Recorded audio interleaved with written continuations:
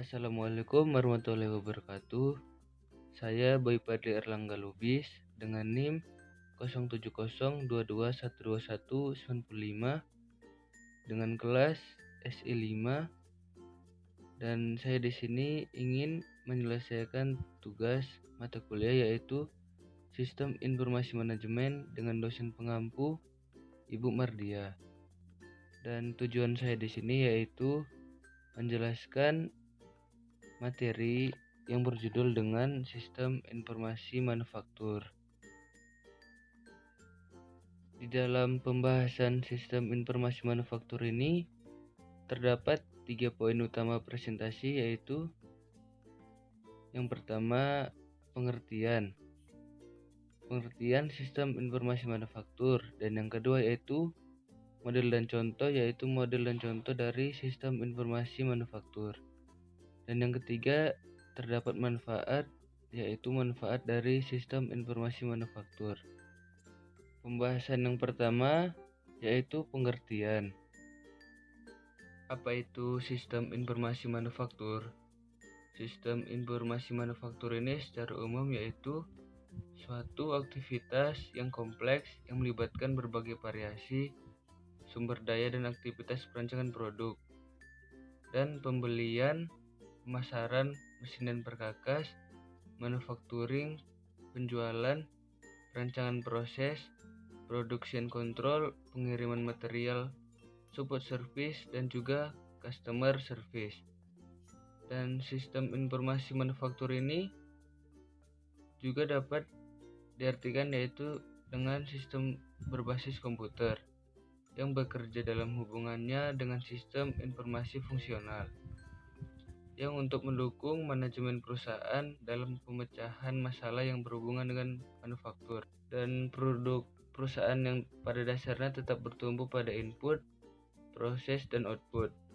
Dan sistem ini digunakan untuk mendukung fungsi produksi yang meliputi seluruh kegiatan yang terkait dengan perencanaan dan pengendalian proses, yaitu untuk memproduksi barang atau jasa.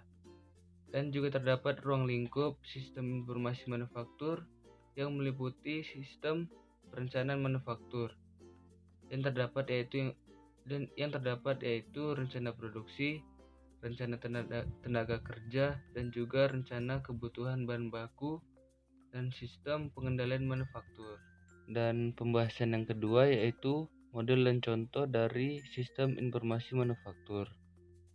Di sini terdapat 3 model sistem informasi manufaktur, di mana model yang pertama yaitu input data atau informasi.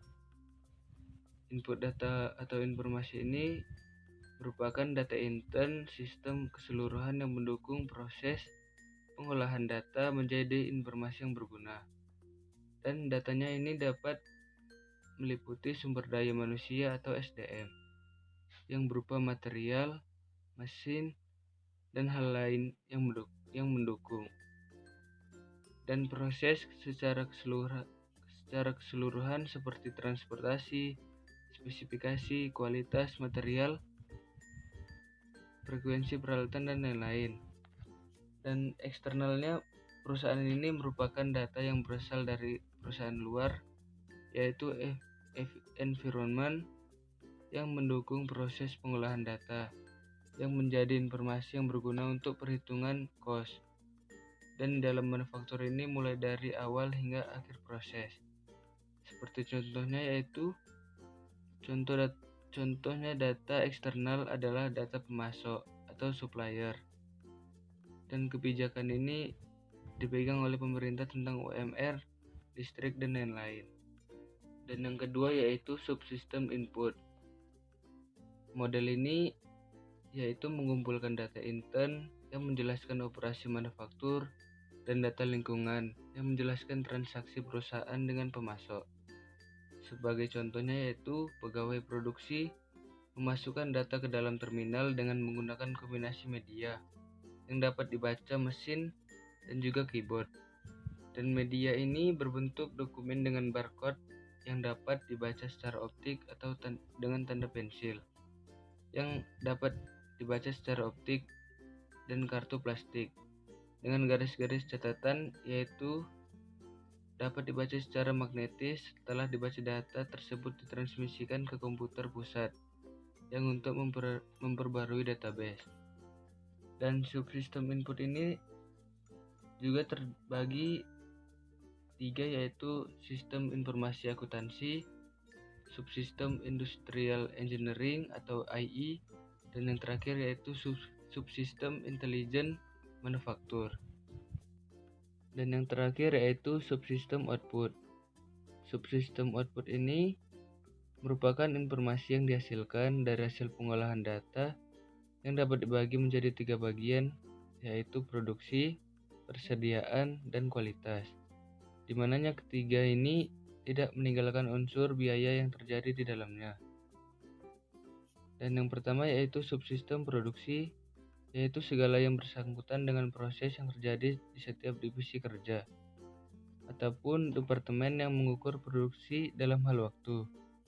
Dan yang kedua yaitu subsistem persediaan, di mana tingkat persediaan ini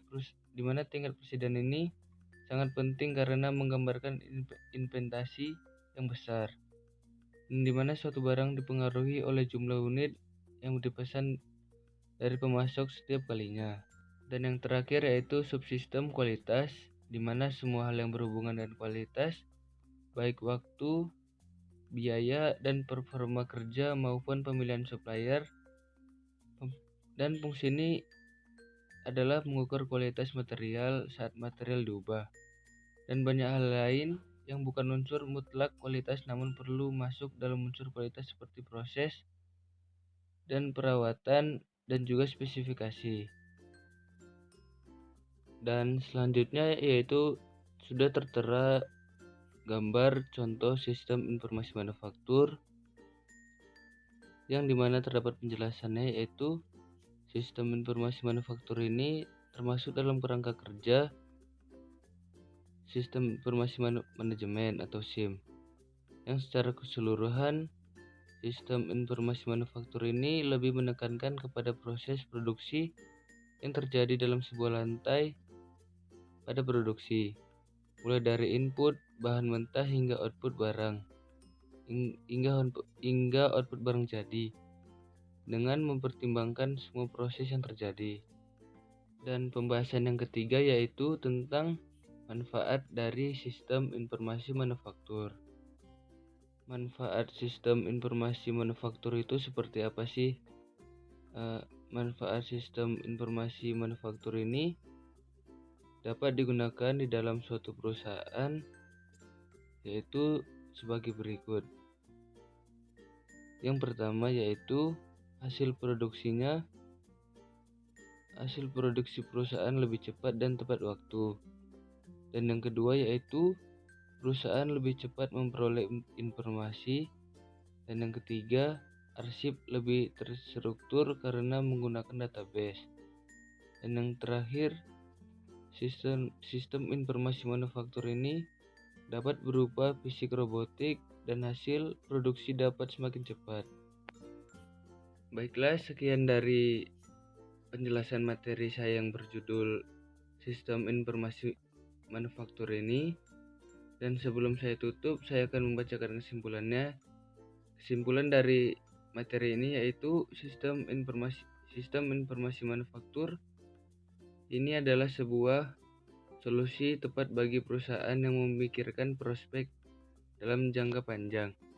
Hal ini dikarenakan sistem informasi manufaktur ini lebih menekankan kepada proses produksi yang terjadi dalam sebuah lantai produksi, yang mulai dari input bahan mentah hingga output barang jadi, yang dapat mempertimbangkan semua proses yang terjadi. Dan sekian dari saya, Bayi Fadler Langga. Assalamualaikum warahmatullahi wabarakatuh.